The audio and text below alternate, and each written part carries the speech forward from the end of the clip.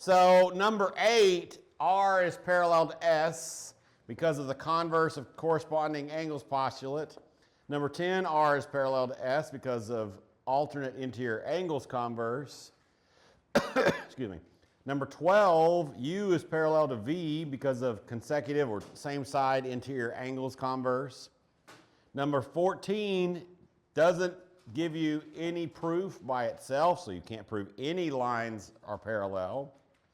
Number 16 is 39 because of the alternate exterior angles converse. We just the converse exterior, or is that What? I wrote converse exterior. You have to say alternate exterior, right? Yeah, okay. Yeah. Right, we're finding x so that m is parallel to x. That is what it says to do. That's true. So we're also supposed to circle x. What? It's part of our answer. X is also part of our answer. Yeah. This is It literally says find x. 39. Okay. Okay. 18 is 63 because of the alternate interior angles converse.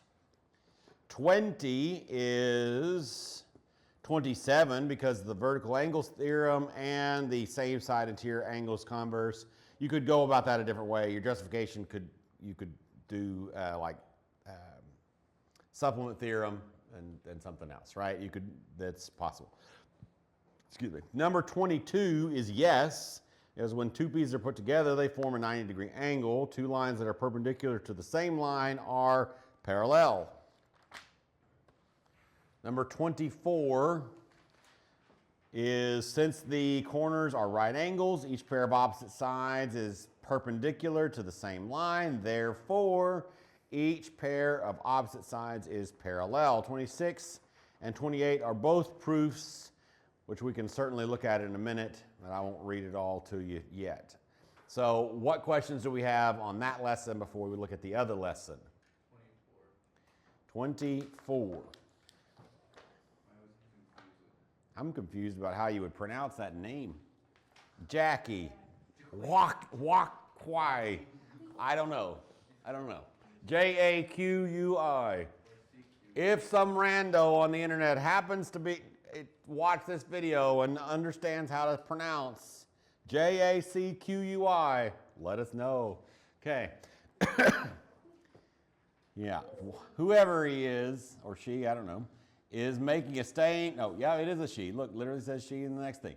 Is making a stained glass piece. She cuts the top and bottom pieces at a 30-degree angle. If the corners are right angles, explain how Jackie, I bet it's Jackie. Now that's what I'm leaning towards right now. But Jackie knows that each pair of opposite angles are parallel. Okay, so we've got picture frame.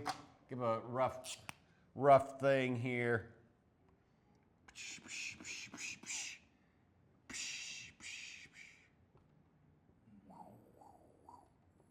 Great, beautiful. Okay. If the corners are right angles, explain, knows that each pair of opposite sides are parallel. So this is a 90-degree angle. It also says this is a 30-degree angle. We don't actually care about that. What is a 30-degree angle? The one that's labeled. I couldn't figure out. It's in the picture. Yeah, but I couldn't It literally points to it. what the 30-degree angle is because It literally is pointing to it. I know, It's pointing but this how is right in that there. 30 degrees? What do you mean, how is it 30 degrees? Because it's 30 degrees. Looks like these are all right angles. The angle is a 30 degree Okay, let's explode it for a second. So here's in fact, why don't we even be a little bit try hard here, okay? Here we go, and there we went. And we can even try to draw a 30-degree angle. Let's see, let's give it a shot. Figure out if I can do that. 30 degrees would be here, so, wait, is that 30? Yeah, it is. That's great. Great. This is beautiful, isn't it? Now, are you paying close attention? because it's very clear that this is really, I mean, it literally doesn't matter. Like the reason that she knows that they're parallel has nothing to do with the 30-degree angle, nothing. It has to do with the fact that all the angles are 90 degrees. And it has nothing to do, I'm going to explain the stupid 30 degrees, but listen very closely because the more important thing is that doesn't matter. Okay, for this problem, the more important thing is that 90-degree angles, if two lines are both right angles if a transversal crosses at right angles, then the lines are parallel. That's a theorem, yeah? And that's what gets us there. Now, are you paying very close attention to the parts that's got you so confused that you couldn't even finish the problem? This one right here is 30-degree angles. And I know that because the little arrow points right there. Now, are you also paying very close attention? It also tells us something else. All the corners are 90-degree angles. So that big old sum right there, which means that this one would actually, this little bitty one, I should use a different color so as to not confuse further. That would mean, because of angle addition postulate, this little guy right there is 60 degrees. And 60 plus 30 is 90. So no, stop, you're confusing yourself. Stand up, stand up, stand up, stand up. Stand up, turn around. Good, sit down, welcome back. Now, stop confusing yourself. This whole friggin' thing is 90-degree angle, yeah? Okay. And then they cut it at 30. Okay. So this is 30, that's 60, the whole thing is 90. Uh-huh. Good, see, there we go. Sometimes you gotta have a short circuit. Who else didn't understand this problem? I had no clue But what was I asking. did. Raise your hand. Well, yeah, but they weren't confused about the 30-degree angle. 30 degrees. The 30 degrees are just. It's asking how, it literally says what she said. How does she know each pair of opposite sides are parallel? Yeah, I wasn't sure what that meant. Like they're parallel because it's a right angle. They're parallel because we have a theorem that says that if, it's a converse of a theorem actually, but we have another theorem that says if we have two parallel lines and we have a transversal that crosses them at a right angle, one of them at a right angle, the other one's at a right angle. The converse of that says that if these are both right angles, on this transversal, then these two lines are parallel. Okay, so it was just asking. Yeah. Is that the Yeah. perpendicular transversal? I was confused why it was more. Yes. Yes, it is. Yeah. Like, What? I was confused why the whole rest of the question was. Yeah. Well, it was in there because it's a word problem. They're telling you all the words and giving you extra things. That's very common in a math problem for them to give you more things than you need. But yeah. Yeah. Okay. What other questions do we have?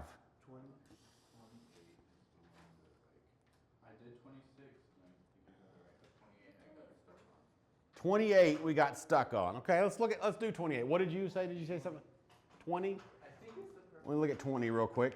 Yeah, but what is 20? 20 is 20 real quickly. We got a couple of parallel lines. Yeah, also 20. And we've got 3x degrees over here. And we've got 2x plus 45 degrees over there, right? Okay, so those are nothing, right? They're not alternate interior, they're not alternate exterior, they're not same side, they're not corresponding. So we got to use two things to get there, right? So you could either go through like vertical angles, like these are congruent, right? And then you've got same side interior, right? So same side interior, how are they related? Supplementary, same side supplementary, right? So they're supplementary that way, so you could go that direction, or if you prefer, you could go a linear pair. These are supplementary. So this plus this equals 180, right? So the supplement theorem, and then those are corresponding, so those are congruent. So either way, these two things are related supplementarily. It's totally a word. Totally. Of course. Why not? Right? So we can say 3x plus 2x plus 45 equals 180. And then we solve for x. And write either one of those two ways to get there. Does that make sense to everybody that had questions about that problem? Yeah. Okay. 28.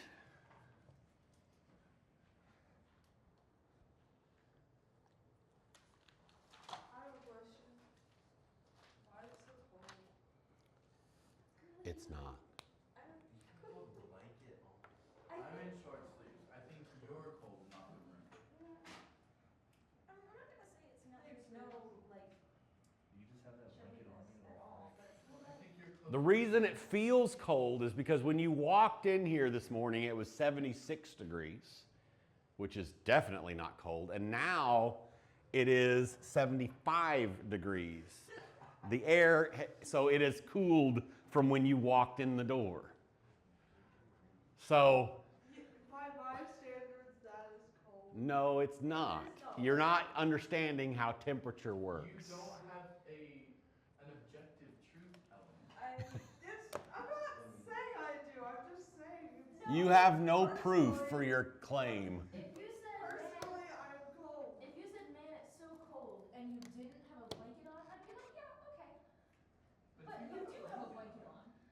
And Whether you have a blanket See, or the not, thing, it's the not thing that y'all have to understand, and I should remind myself of, because it's the same, because telling me this is just as useful as telling you that she doesn't actually think that she's cold right now. She doesn't actually care. She just thinks that it's funny to get a rise out of me by saying, "Why is it cold in here?" Well, you did the Facts. You did the same thing to me. I didn't say that I was like so angry at you about it. I just said, this is a thing that is happening. He's just saying that he solved your. he's cracked your, It brings you joy and happiness when you call me a warrior cats kid. that's real That's- balmy. That's true. No, it is not. No, it is not. I'm not saying that you haven't led the charge, but it is definitely not only I you. spent so much time outside of this class calling her a Warrior Cats kid. Well, that's probably, that makes sense. You know? All right, so we are given in this proof I said, could you apologize for calling me a warrior cats kid? And then she looked me straight in the eyes and said, I'm sorry that you're a warrior cats kid. that sounds true. Sounds like. Yeah. But why would you want somebody to apologize over something? You enjoy, I will also throw this out there. This is worth saying. This is worth saying in this conversation that you enjoy being called a Warrior Cats kid. No, I did Yes, you do. You enjoy yelling about it. Don't even lie. Then why are you smiling over it? We are given that angle 1 is congruent to angle 2. I smiled when I So I'm going to go ahead and label as I go. This angle is congruent to this angle, right? That's what that says. I think there's one more given piece, right? Yes, there is. LJ, segment LJ is perpendicular to segment ML. LJ is perpendicular to, what did I say? LM something? ML? ML. Which doesn't actually tell us anything yet, but it's also labeled on the thing. Well, it does tell us something, but it doesn't. Well, it does. I guess. No. It doesn't tell us it's 90. We'd have to say that if we need that. We may not need that. We probably don't, in fact, need that. That doesn't tell us yet that it's 90. We'd have, like, it's not written here. Like if we, if we needed that, which I don't think we're going to need that it's 90. I don't think we're going to go that way. I think this, because this is going to tell us something, things are parallel, so I don't think we're going to need that. But if we did need that, we'd have to say it's 90 because definition of perpendicular. But I don't think we're going to need that. So we're trying to prove that KM is perpendicular to ML. This proof is like the easiest proof ever. This is like easier than a triangle proof.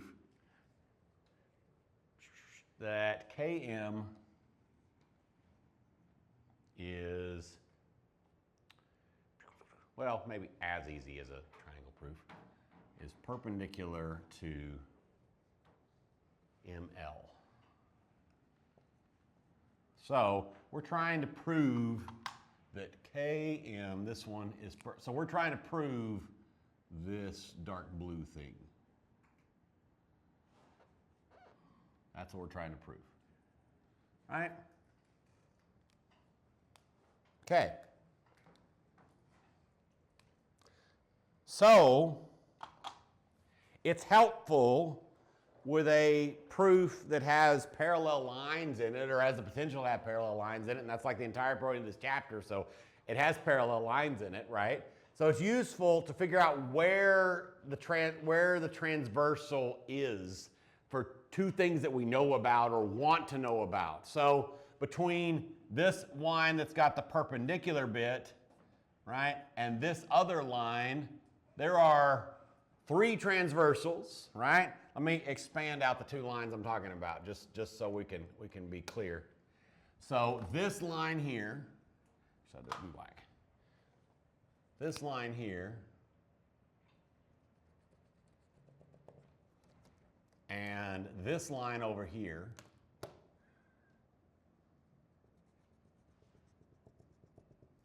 right?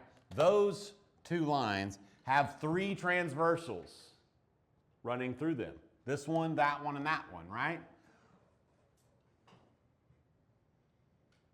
And we know, actually, we know things about 2 sets of them. There's only one of those 3 transversals we know nothing related to. Which one is the only one we don't know anything?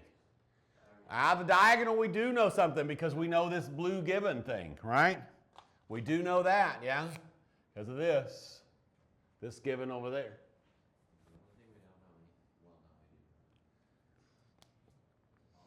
The top one is the only one that we don't have anything related to yet. Well, we know that JL is perpendicular to JK. We do not. We don't? We could prove that fairly easily, but we don't know that right now. Because the only thing that's given is that LJ is perpendicular to ML, so this one. LJ, oh yeah, LJ, not JL. See, that makes Yeah, so we don't know this top bit up here. I thought we did because of same What about, Well, so we would have to prove that these were parallel could I to do, and then we could say that. Could we not just say that it's perpendicular through the same side because it's We don't know that LM and JK are parallel yet. And we don't need to actually, but in order to prove what you're talking about, in order to prove that this was true, we'd have to say these are parallel. And then this transversal would be, but we don't know that they're parallel. And we actually don't need to know that these 2 are parallel. We need to know that these 2 are parallel because this is the guy that we're looking for, well, right? couldn't I just say that they're parallel? Which ones? JL and KM? Yes. We can. We actually have a 1-step thing to say that line JL or segment JL and segment KM are parallel. We can say that right now. That is absolutely true. We just need to figure out, y'all need to tell me why we can say that. JL is parallel to KM. I don't know the right word for it, but it's because angle 1 and 2 are congruent. It is, because angle 1 and angle 2 are congruent. What are they? They're alternate interior. They are all, that's there, you have the word for it. It's great. Oh, I didn't know Good you job. said that It's technically the converse, but yeah. If you just put alternate interior on a test, I would count it. Although it's technically the converse, because the converse says that they are parallel, basically. But yeah, alternate interior converse. that slanted transversal thing. So Yes, They're alternate interior on that thing. yes, how yes. do we know they're parallel? No, we can't. Yes, we can. We can't. Well, yeah, Yes, we can. That's all we need. We're there. We're at the finish line. We're gonna mark it. 3 steps. Dang, that was easy. I told you. Yeah, but it was hard. That's fine. We're still in learning mode.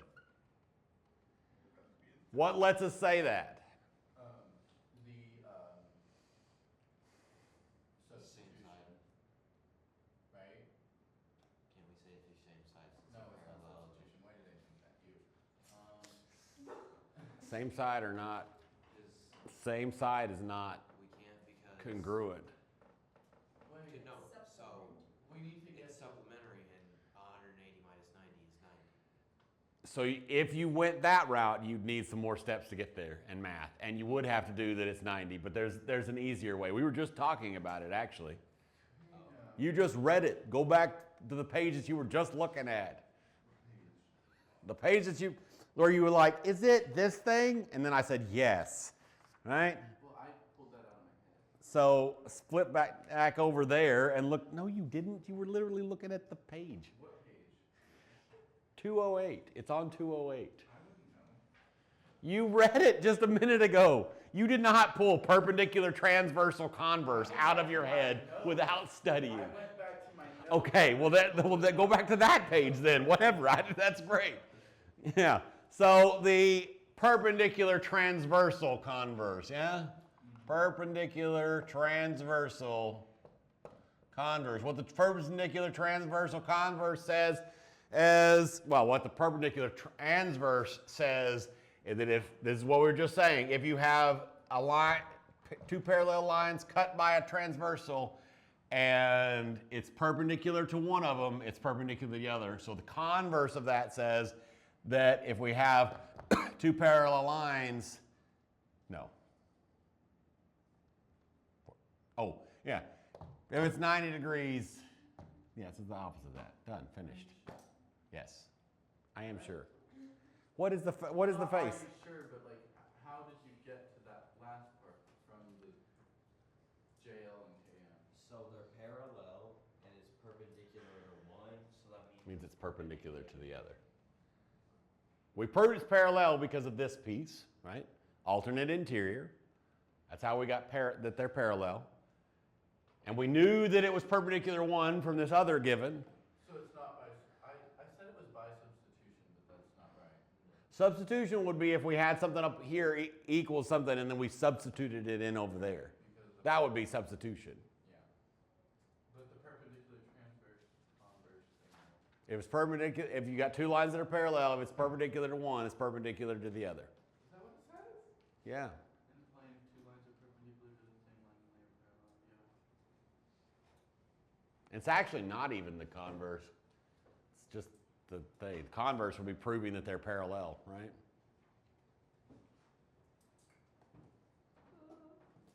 Beautiful. What other questions on this lesson? Probably nothing. Let's move on to the next lesson. Oh, okay.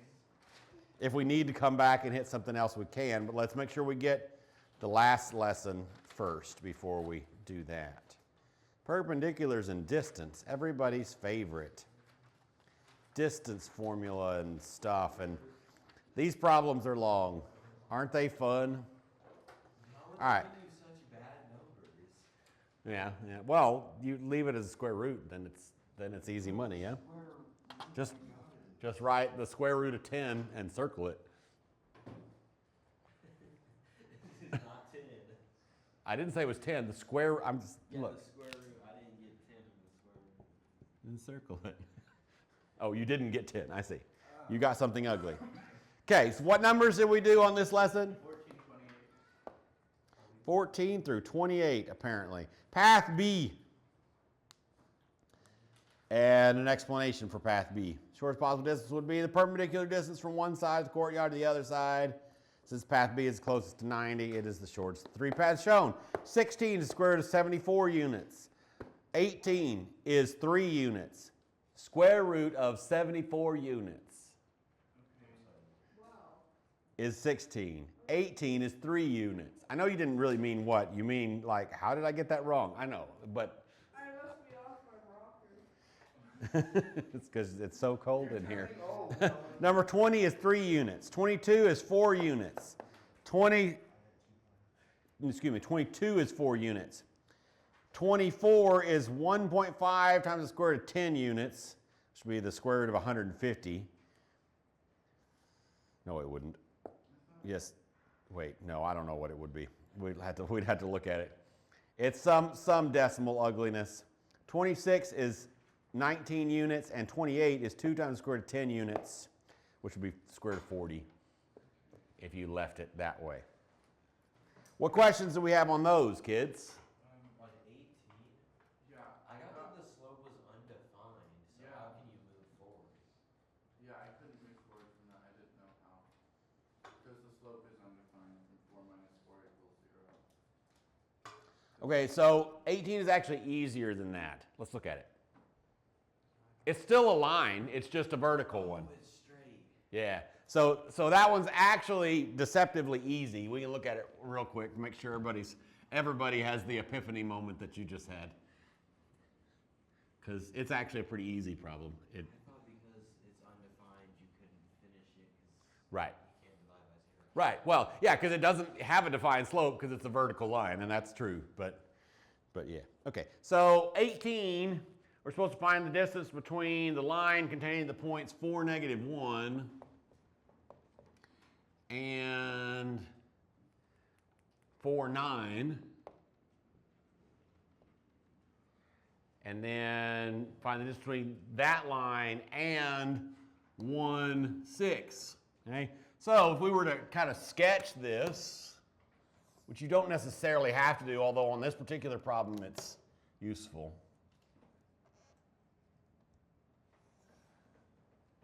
Okay, so we've got 4, 9, and 4, -1, which would be this line over here at 4.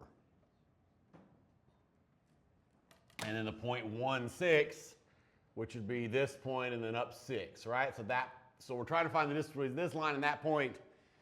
So that's just a straight line distance. We don't even need the distance formula, right? Just the distance between 4 and 1, so 3 units. You're like, dang it. How would it be 10 minutes on this one problem? 'Cause- I'm trying to figure out where I went. 1, 2, 3. This is at 1, 6. And then, yeah. Easy money. So that one is much shorter than some of the other ones. Spent a really long time on that one. Did you? I spent like 2 minutes on it. You're like, I don't get it, move on. Okay, what other questions from this lesson? 16. All right. Did you get a decimal? Me? Yes, you. I got to making the system. I didn't get past making the system. So I figured out I actually did Why? get the right answer. I just lost the page because I did it on 3 pages. And I What forgot was the to- answer to 16 again? Square root of 74 units. How did I get this? Did you get some ugly decimal? I got the square root of 7,127.248 over 5. I don't know. Let's take a look at it. Okay, so we're trying to find the distance between the line containing 11, -1, What clue do you want? and -3, -11. And then we're trying to find this between this line and point -1, 1. Grand. I'm going to go ahead and make a little sketch of this. We'll do a rough one, just like I did on the last one, just because it can be useful to kind of think through what we're doing. You don't have to do that on these problems, but it is handy if you do like just kind of a baby sketch, like you don't even worry about doing all the perfectness and whatever, but it just can be kind of useful. So 11, -1 is over here somewhere. And then -11, -3 is over here-ish, right? And then we connect those dots. So there's our line. Are we following what I'm doing? I'm not really trying to get something perfect. Just kind of getting something on the page that I can draw on and whatever else. Anybody not send up a flare if you don't understand what I just did. Anybody not understand this? Okay. Wait, why is it all the way to the left? That's this point. That's this one. So negative 11. So positive 11, negative 1, and then negative 11. Oh, because I was reading it backwards. That's why. Thank you. You're just confused on why I did it wrong. That makes sense. Negative 3, negative 11 would be more like that, right? Thank you. You know you're tired. No, you know you are mentally distracted. No, me. No, me. No, I flipped it around because I was looking at the 11s, and so I put in my brain, I put them in both in the X spot, even though that one's in the Y spot. So that's exactly what happened. My brain got distracted. It happens sometimes. Okay, so there's that one, and then negative 1, 1 would be like right there, right? Something like that. So we need to find the distance. Let's label it with a color. We need to find this perpendicular distance, right? This is what we are looking for. So we need to know where this point is right there. Those are the puzzle pieces we need. We need the equation of that line, right? So let's find the equation of this line. So we do need the slope of that thing. Slope formula. y2 minus y1 over x2 minus x1. Don't get it twisted. Don't do something weird.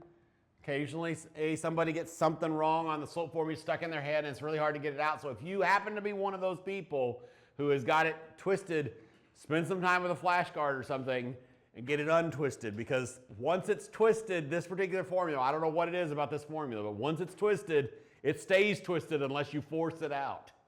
So if it's not like, you're not dumb, you just like, if it's somewhere you learned it, twist it up. And I don't know what it is about this formula, but once you learn it twisted, it stays there until you like make it go away. So make it go away if you need to. What's gonna go right here? Negative 1. Sure. What's gonna go right here? Negative 11. And here? 11. And here?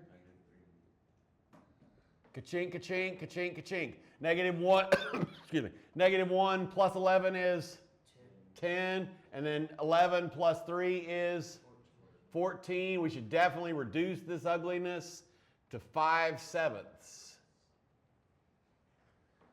Did you figure out what you did wrong? Oh, I have this right. Oh, so far it's right. So far so good. I see. Okay, all right, we're continuing on. All right, so that's the slope of this line, right? We need to figure out the rest of the equation. Let's use point slope. Why not?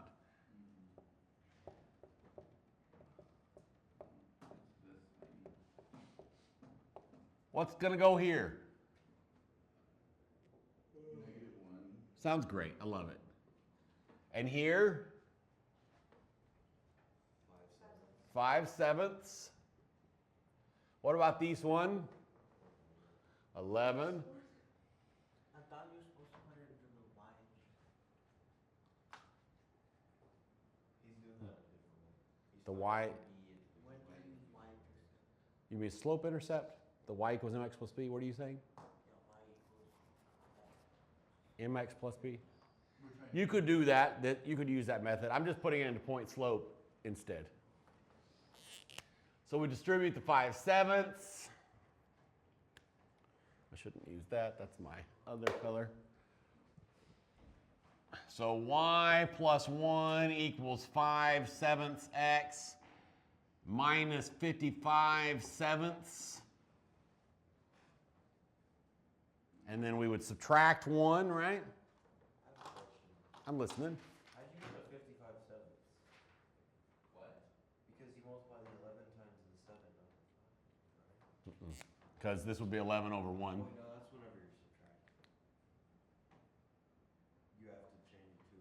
Right, you have to get a common denominator, yeah, which is what I'm about to do. Because I was going to do 7/7, right? So that would be 62/7. I didn't do any of that math, but I still got the right answer, so. You did it using slope intercept form probably, which is fine. I got halfway through some intercept. And then you got scared because fractions? No, but because of decimal. Well, same difference. Okay, you did what? Wait, where's that? That's what a calculator. Oh, because I didn't have my calculator. I was using Google for a calculator, and Google does not calculate your right? minus. Okay. All right, so that's the equation of this line. As beautiful as it is. Great.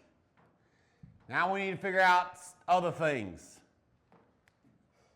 What do we need to do now?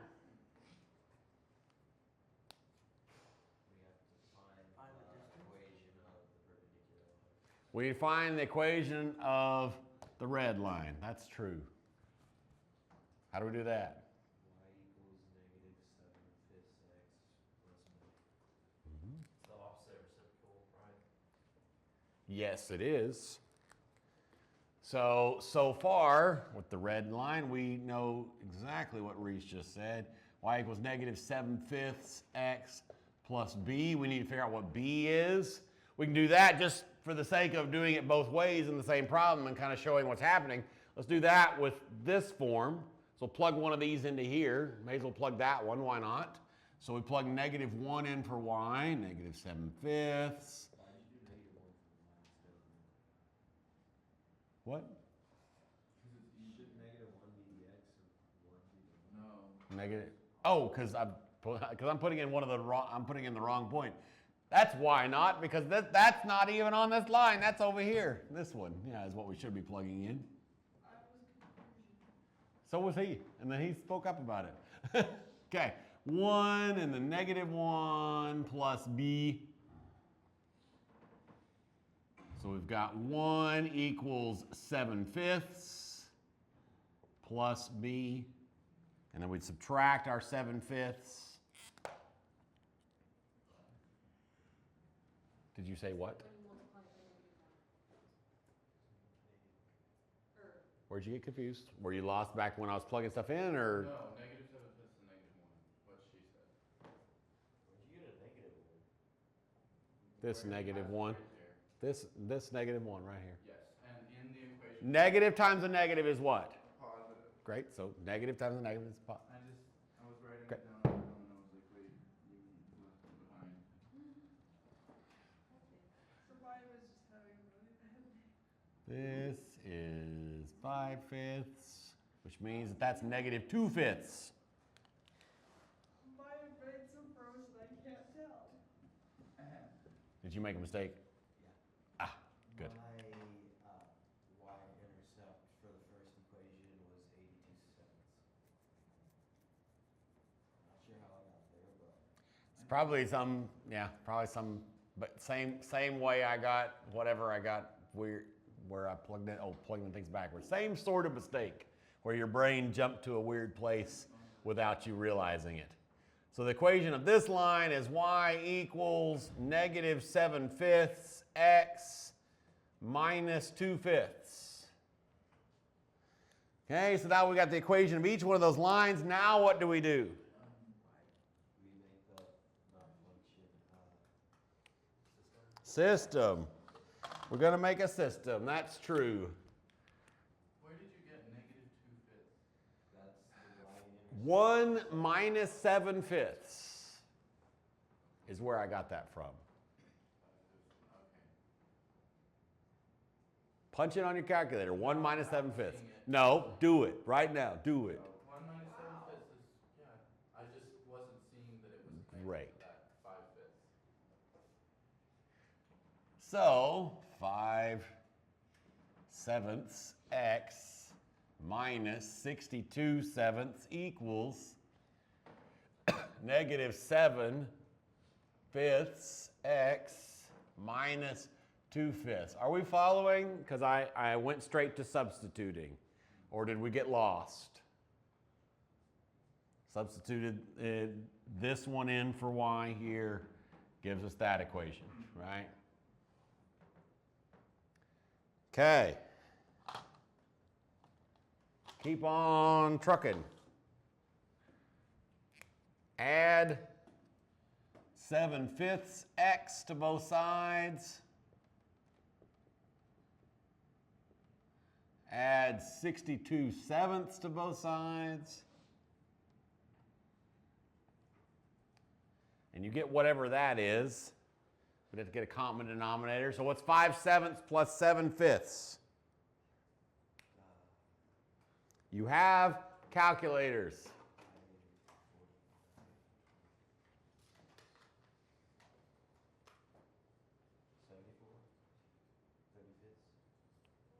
Maybe.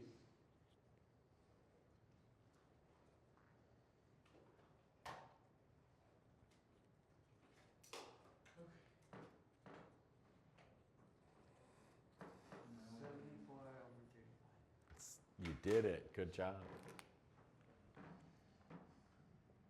74/35 x equals, and then -2/5 plus 62/7 is what? You could.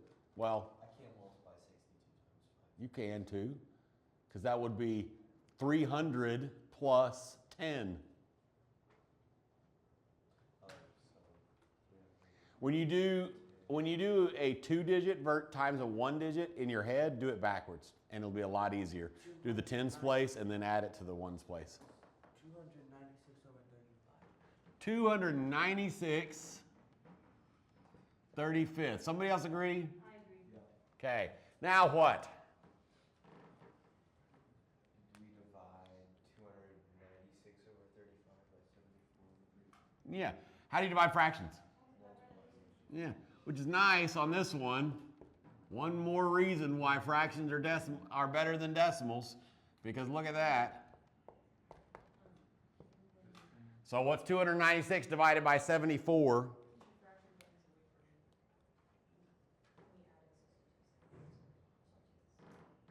that's that. 4.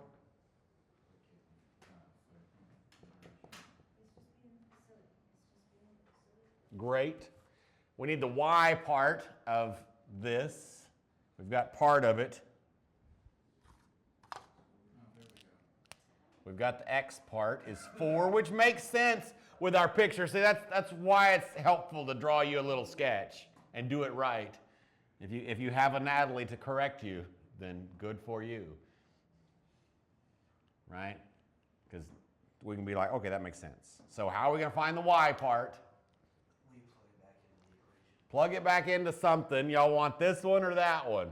I say this one. That one looks easier because Okay. there's not 62 seconds. Yep, I agree with that. So y equals -7/5 times 4 minus 2/5. Nice thing. And the nice thing about both of them is they both have like common denominators, right?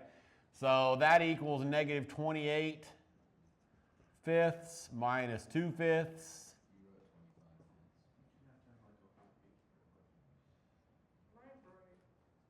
Is there somewhere you're at? I mean, I know this is a lot, but is there somewhere you're actually confused? No. Okay, great. No, that's great. That's fine. Just now on my own, I was following y'all, but like I'm behind. But just now got x equals 4. Well, we just finished. Like you're not Yeah, very far behind whatsoever. Yeah. It's just the one. So now we go something times 4. Put the four right here is what I did. Oh, okay. Yeah?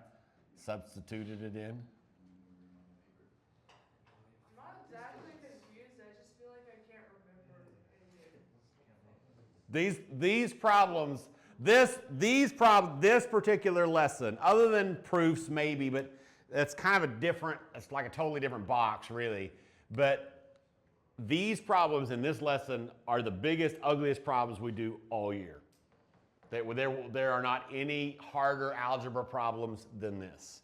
This is the ugliest problem you will see as far as algebra. This is the worst it gets. Like, I feel like I can That's- do one of them once and understand it, and after that, Yeah. I just don't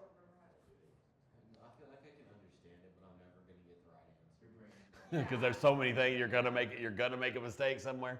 I relate to that. All right, we're not quite done yet, right? Are we gonna have one of these on the test? Maybe. We're gonna have like 4 of these. If you did have one, it would be one and only one. Yeah. It wouldn't be. It would. Those on the Should just test, be one of these. you Right. put This your would be it. signature. This and a proof. Sounds like a great test. I love it. Okay, we're not quite finished, right? We gotta do one more thing. What do we gotta do? Distance between this and that. This is this one, right? What is the distance formula? Square root of parentheses x minus, or x1 minus x2 squared plus y1 minus y2 squared. You actually put 4 of those on the test, so that would be so cool. What would be really clever is if I went like full calculus teacher mode and made like one problem on the test where it was one of these with a proof attached to it. Oh, how do you attach a proof? That's like a classic calculus teacher move is to have a test that has one problem on it. That's very, very classic. Like find the integral of this and then what am I going to put right here? What about this one?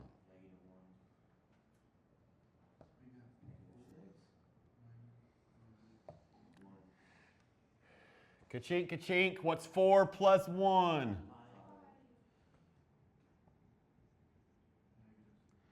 Negative 6 minus 1. 5 squared. Negative 7 squared. 49. 25 plus 49.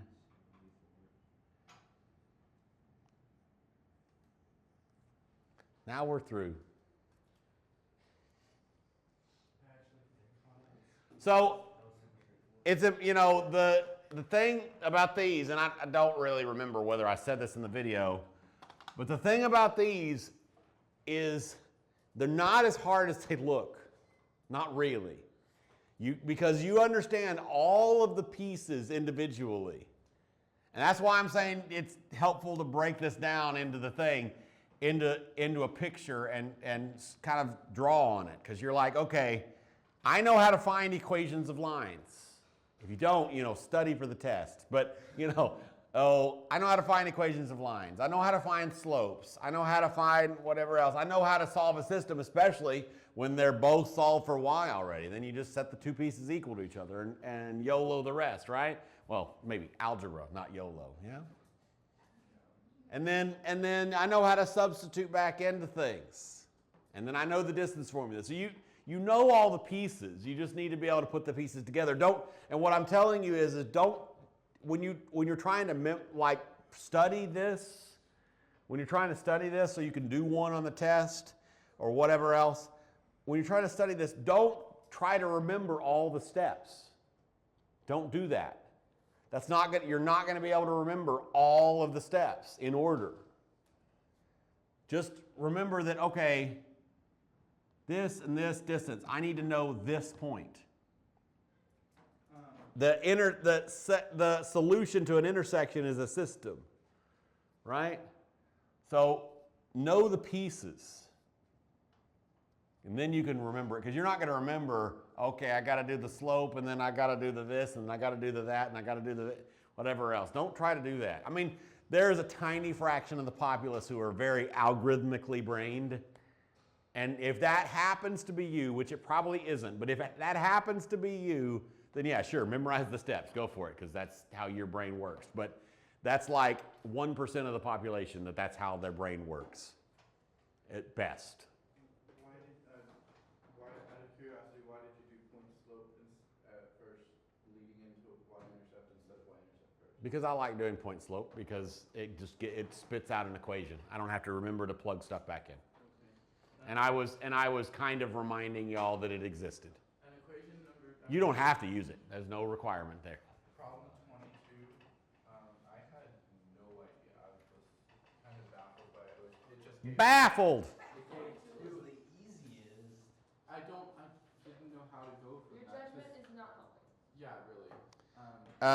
So Just subtraction. It is literally just subtraction. it literally is just subtraction. Look, so what does the line x equals 4 look like?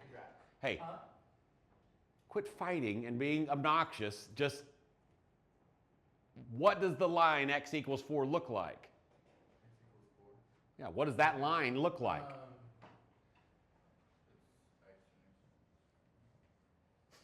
What's the y-intercept though? That's what I don't understand. It doesn't have one. This is a Horizontal line. Don't worry. no, it's a vertical line. What is the answer? I mean, yeah, It's a vertical line. The line x equals 4 is a line, a straight up and down line right there, right? Has an undefined slope, doesn't have one. That's how to graph it. And then the line x equals, oh, I said 4, but it should have been 3. So this is x equals 3. And then the other line is x equals 7. So that's a line over here, straight up and down. And we want to know the distance between those two lines. That's that. Yes, it would. I mean, the lines are horizontal, but yes, the math would be the same idea. You just would subtract the two numbers. No, because 15 minus negative 4 is ka-chink, ka-chink. Yeah, so it's 19. Mm-hmm.